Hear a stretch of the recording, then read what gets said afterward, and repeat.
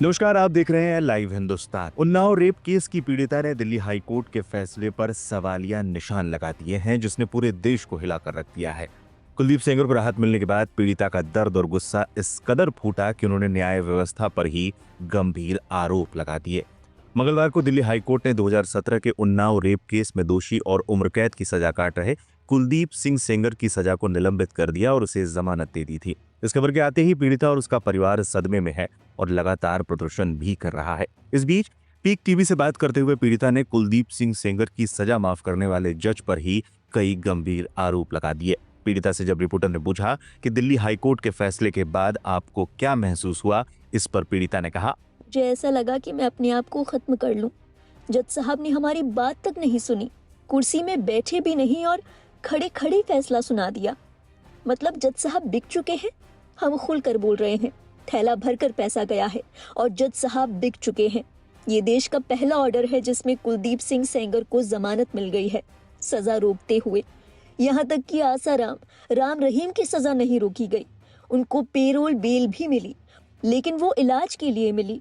फिर भी वो अंदर गए, लेकिन यहाँ तो सारे दोषी बाहर हैं। कुलदीप भी बाहर आ जाएगा। पीड़िता ने आगे आरोप लगाते हुए कहा, बीजेपी की सरकार, बीजेपी के नेता अपने आदमी से मुझे मरवा देंगे। हम खत्म हो जाएंगे, केस खत्म हो जाएगा। जज साहब कह रहे हैं सेंगर 5 किलोमीटर के दायरे में नहीं आएगा। क्या जज साहब हमें सेफ रखेंगे? ऐसा लग रहा है कि जज साहब ने हमें कैद कर दिया है।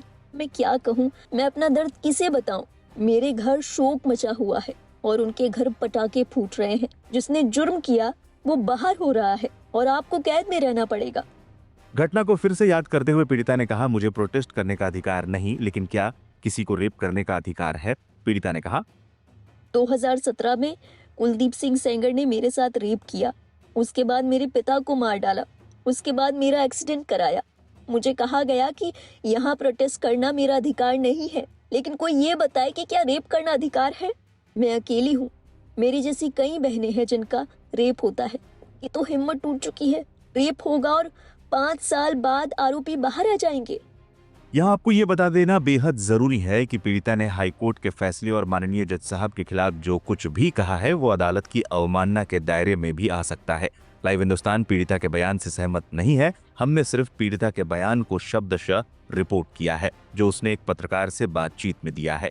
इस बीच आपको ये भी बता दें कि उन्नाव रेप केस मामले में दिल्ली हाईकोर्ट के फैसले पर लगातार प्रदर्शन जारी है। सीबीआई मामले पर सुप्रीम कोर्ट जाने की तैयारी में है। वहीं दूसरी तरफ शुक्रवार को दिल्ली हाई कोर्ट के बाहर पीड़ित के परिवारजन और महिला संगठनों ने प्रदर्शन किया।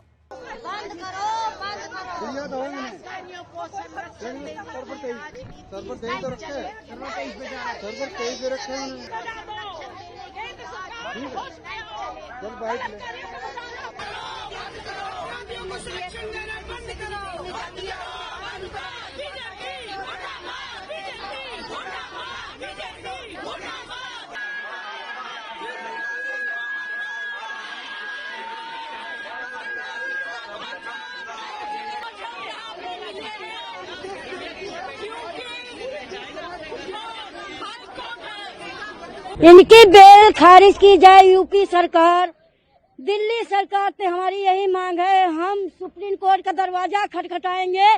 हमको यहाँ पे भरोसा हट गया, हाई कोर्ट पे।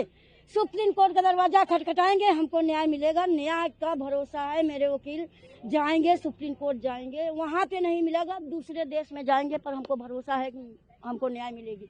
हमको न्याय मिलेगी। इनकी बेल कैंसिल होए और मेरे पति का जितने दोषी है सबको फांसी की सजा होना चाहिए। मुख्यमंत्री जी, योगी जी को, सबको एक खबर जा रही है, उनको सीधा फांसी होना चाहिए सबको। चाहे विधायक होए, किसी बच्ची के साथ रेप करे, अब फांसी का सीधा आदेश होना चाहिए बस।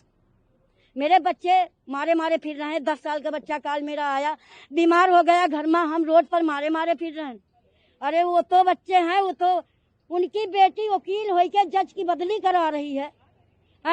हम कहूँ इतने बड़े पैसा वाला, कितने दिन से उनके घर में प्रधानी रही, विधायकी रही, सब कुछ रहा। हमारे पास कुछ नहीं। मेरा देवर जेल में पड़ा है, झूठ मुकर, नाम नहीं बता सकते, विक्टिम की माँ।